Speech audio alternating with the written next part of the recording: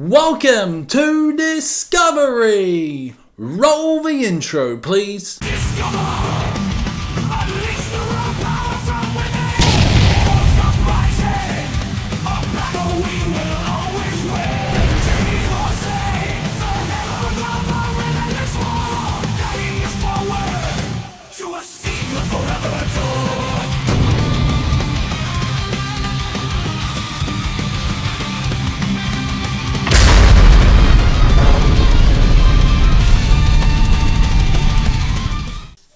Welcome to another episode of Discovery. We are winding down 2024 and there's still so many releases to look forward to.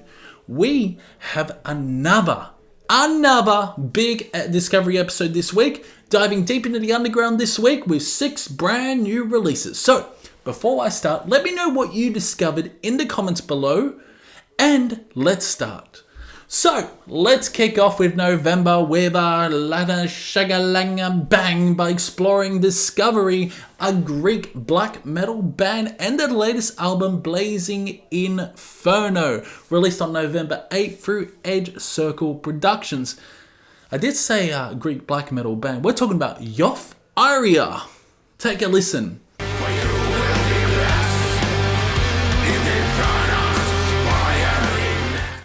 This album is a fantastic addition to the Hellenic black metal genre. While Yoth Iria's counterparts Rotting Christ released their new album earlier this year and left me disappointed, that's for sure. Yoth Iria managed to harness the evil essence of black metal while infusing it with melodic and even catchy elements. The vocals are a standout feature, delivering harsh and aggressive performances that are both in your face and polished. The songwriting on Blazing Inferno is top notch, with tracks like Blaze Inferno featuring hard-hitting riffs.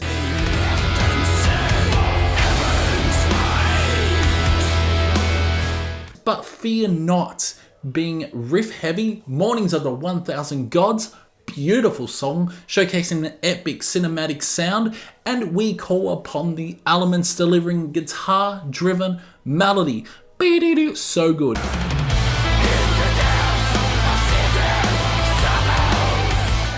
From start to finish, the album is a roller coaster of musical experiences with a runtime of just 36 minutes. Yes, I said 36 minutes. Despite being a relatively new band, Yoth Iria draws comparisons to the iconic 2000s Rotting Christ, maintaining that melodic Hellenic black metal sound that I crave.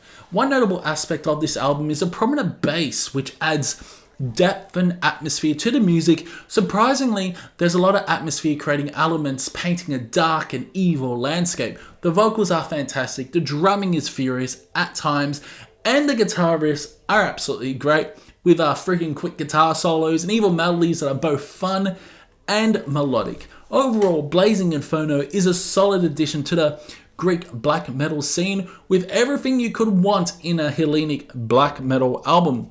Aggression, a unique sound, and catchiness. I'm rating this album a solid, this is very high, 80%, which is quite high, but it truly deserves it. Go check it out.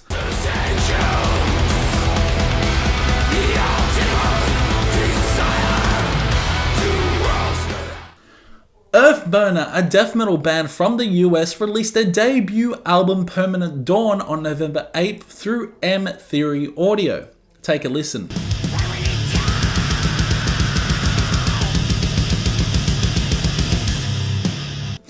So after listening to Mitochondrian's incredible album Vetroseptone, I had high expectations. I had high expectations for Earthburner's debut. However, the album fell short of my expectations. It's a decent death metal record, but it lacks substance. There are elements of grindcore on the album, but it primarily focuses on the death metal aesthetic. There are some good songs on the album, such as Necrodesiac, Broken Head, and Perception for Profit.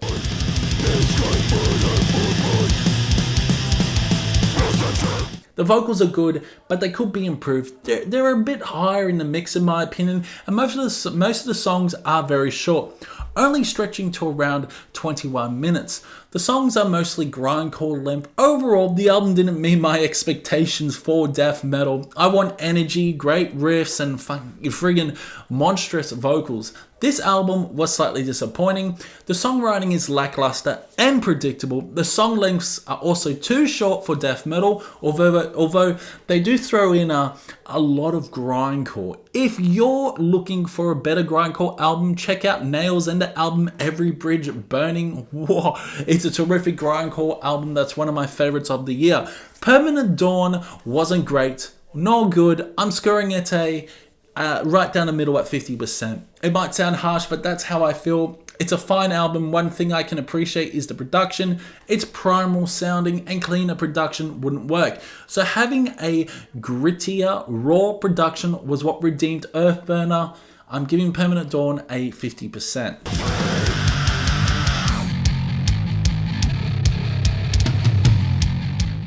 Sólstafir, that's how you pronounce it. The Icelandic post-metal band released their 8th studio album, in Helga, Kvol, on November 8th through Century Media Records. Take a listen.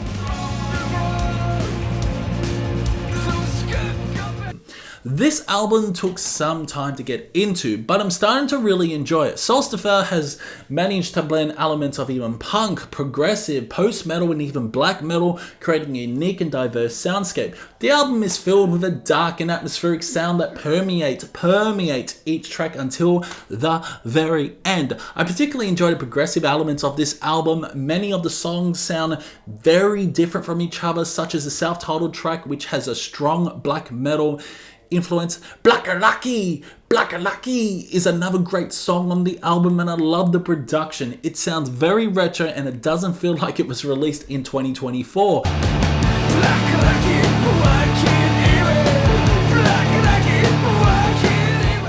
The album also features some hard-hitting songs like Salumessa, which has emotionally charged vocals and is one of my favorite songs on the album. The album then transitions into post-black metal territory and progressive rock before ending with a jazzy conclusion featuring saxophone and stunning synths that enhance the atmosphere. The chilling and haunting closer Kvol is absolutely fantastic. I love the crescendo, but it builds up with a saxophone and Sims, builds up to our majestic climax. The production is very good, and Sólstafir has successfully changed the sound on this album. It's different and unique, and I've come to enjoy it. I'm scoring this album around 75%. I feel that this album will continue to grow on me as I listen to it more. Many of the songs are fantastic, and the songwriting is great. The vocals can be hit or miss for me at times, but the layers of distortion from the guitar really enhance the album. Overall, it's a very good album, and I'm going to give it a 75%.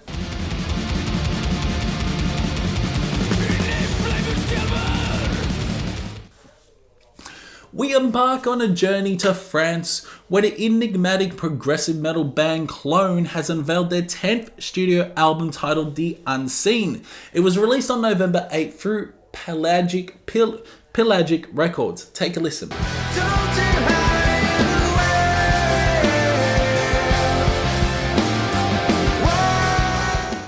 This album is a captivating offering from the progressive metalers. It showcases a masterful blend of intricate songwriting, mesmerizing melodies, and exceptional guitar work. The polyrhythmic drum patterns are surprise and delight you, keeping you engaged throughout until the end. The atmosphere crafted throughout The Unseen evokes the ethereal qualities found in the works of like Porcupine Tree and even The Pineapple Thief. It draws on similar sonic palette that will resonate with you if you like those bands. Klone has been a prominent force in the metal scene for years, and they are pretty underrated, consistently delivering exceptional albums. While this latest release shifts slightly towards the alternative metal spectrum, it remains unmistakably Klone. The essence that has endeared them to fans is still present. Each track, from Interlaced to Desire Line, builds towards climactic moments that are sure to leave a lasting impression.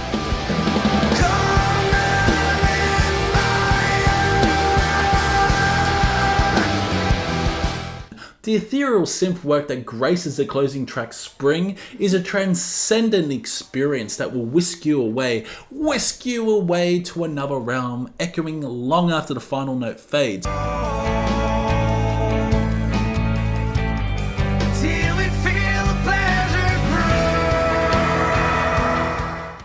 Overall, The Unseen is a commendable album, though perhaps not their magnum opus. It stands as a solid effort from Klone, deserving of recognition. I find myself inclined to score this album a respectable 70%. There is much to appreciate within its depths, making it a worthy listen for those who revel in the intricacies of progressive music. If you have an affinity, if you have a ball scratch for the genre, I highly recommend giving this album a spin. Allow the mystique of the unseen to envelop you.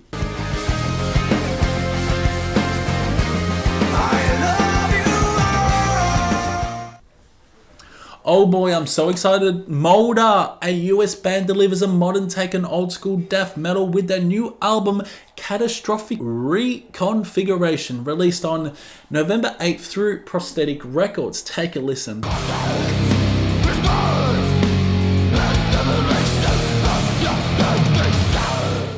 While this was such a fun record, the groovy riffs on this album pays homage to the pioneers of death metal. I thoroughly enjoyed the album from start to finish with those thrashy drums and infectious guitar grooves that reminded me of bands like Cancer. There's also a bit of obituary and autopsy in there, especially in songs like Catastrophic Reconfiguration and Pulped, where those doom-laden riffs are on full display.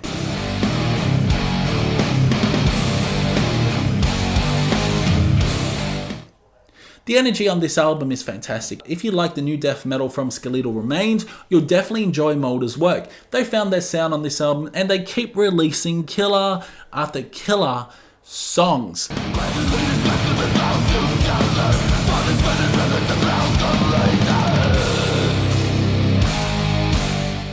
The guitar solos are intricate yet simple, and the songwriting is just plain great. This album is easily one of the best modern day old school death metal albums of the year. It has everything you could want in a death metal album. Elements of thrash, especially with the drumming, but also those meaty guitar riffs that sound modern yet retain layers of grime. Frothing is another great song with a chaotic ending, blast beats and crazy riffing. Masked in Mold slows it down with a really nice, beautiful reverb guitar intro. Masked in Mold is probably my favorite song on the album. It reminds me of Autopsy. Those doomy elements and the chuggy riffs are there too.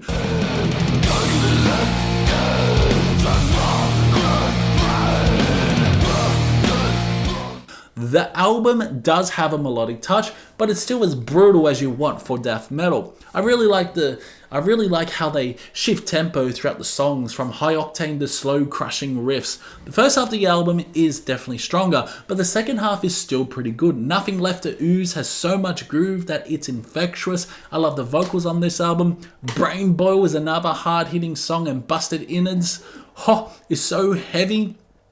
It is so heavy that it'll rip your intestines out by its force.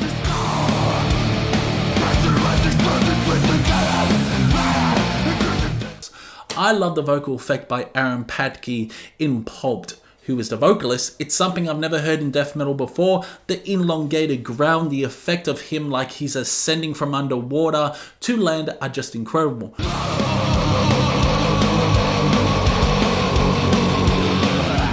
Overall, I really love this album. I'm scoring it a high 85%. That is incredibly high for death metal for me. It's one of my favorite death metal albums of the year, and I've listened to it countless times this weekend. Go check it out. Go check it out.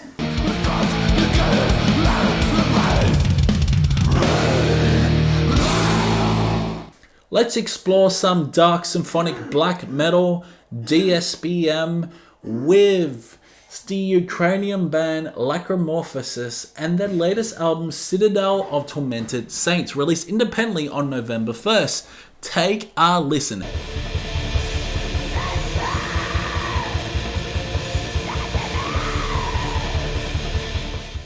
This is Lacrimorphosis' 6th studio album of this year, which is quite remarkable. They've released 6 studio albums in 2024. If you enjoy raw black metal with screechy, harrowing vocals, you'll likely appreciate this album.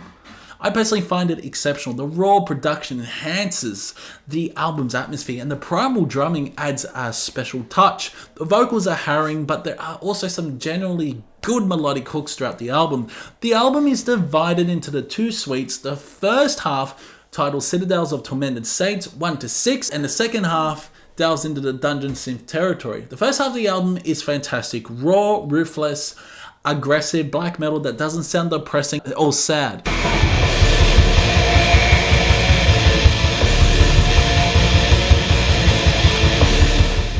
It evokes a sense of something from the 90s with its raw production. I particularly enjoy the songwriting on this album. The melodies and hooks are fantastic, and just unexpected moments that keep you engaged. The vocals are very harrowing. And at times they sound desperate and eager to convey the message.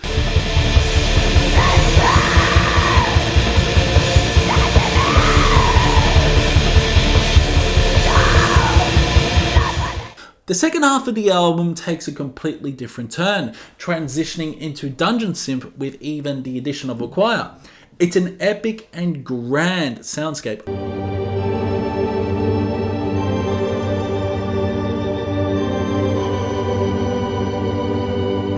Overall, this is a solid album by Lacrimorphosis.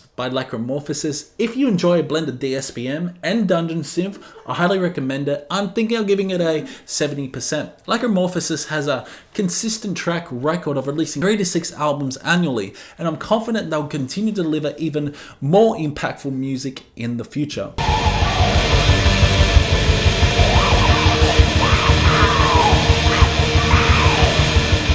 And now, our main event for this Discovery. Now, the last time this band was featured on Discovery, I gave them a hard time with my critique of their Simple Riff album.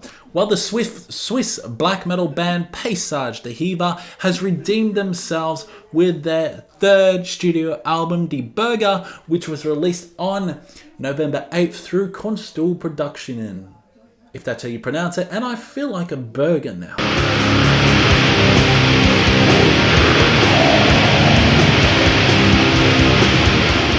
Paysage band I discovered in 2020 with their debut album Inferno had a wealth of full-length demo albums before their magnum opus. Inferno was an incredible 2-hour journey into lo-fi atmospheric black metal. However, their next album, Geister, released in 2021, fell short of expectations for me. It was riff-heavy, lacked the songwriting depth, and deviated significantly from their signature sound. Now, let's talk about their latest album, Berge. This album is fantastic. It's a fantastic journey from start to finish, though slightly shorter than Involved. It maintains the same aesthetic with lo-fi production and an atmosphere that creates a soundscape perfect for drifting off to sleep.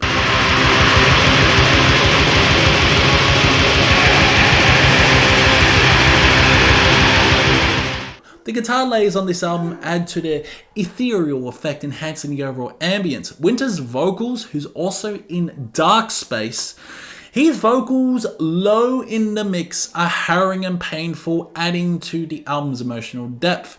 And yes, Berge is a lot better than Dark Space -2. The Dark Space released an album in January or February, and I thought it was good, but this is so much better. The production is well crafted, not as lo-fi as Involved in my opinion, but certainly powerful. The standout feature of Berge is the ethereal melodies that sweep you away into another dimension. Some songs are exceptionally long, with the first track, Ungrund, clocking in at nearly 19 minutes. Yes, I said it right, 19 minutes. The average song length for Berge is around 13 minutes. Paysage manages to transport you to a different world with their slow, doomy guitar riffs, particularly evident in the final song, Kvol.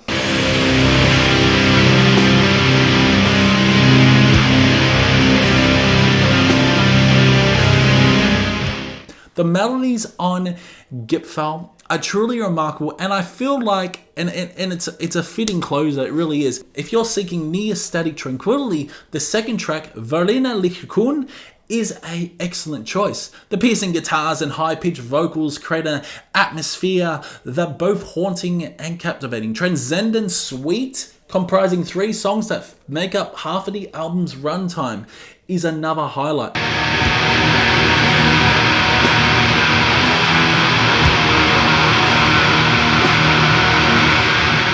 Winter experiments with synths and low-registered symphonic instruments in songs like Ozig and Gipfel, elevating the music to epic proportions. In my opinion, the Berge stands as the best Paysage the Heaver album I've ever heard.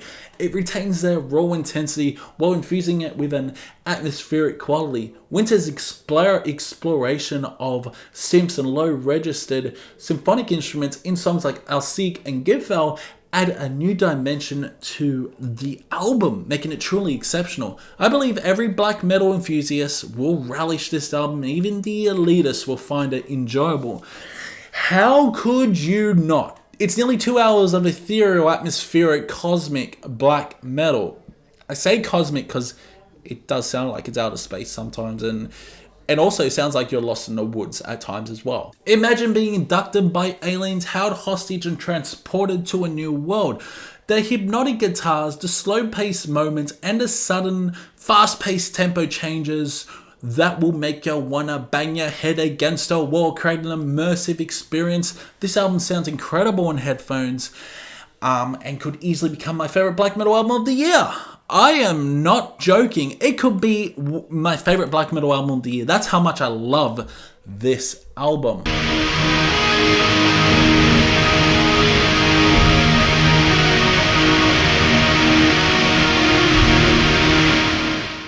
In light of this, Paysage the Heaver have redeemed themselves for their previous album, Geister. I'm giving their new album, Die Berge. Get this, the highest discovery score for this year for black metal, equaled with Flesh God Apocalypse's The Opera, 90%. This is what atmospheric black metal is at its finest. The wave of emotions you experience, the hypnotic riffs, the dreamy soundscapes, it has everything. It's an impressive 90% score, and let's be clear, I only gave Geister a 50% score. So for this band to achieve a 90% is an amazing accomplishment. From start to finish, it's an incredible album.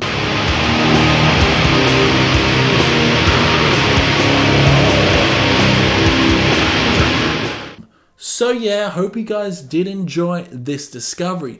Let me know in the comments below what you discovered, and let me know if you're going to check out that Paysage the Heaver album. It's been fun, and I'll see you in the next one.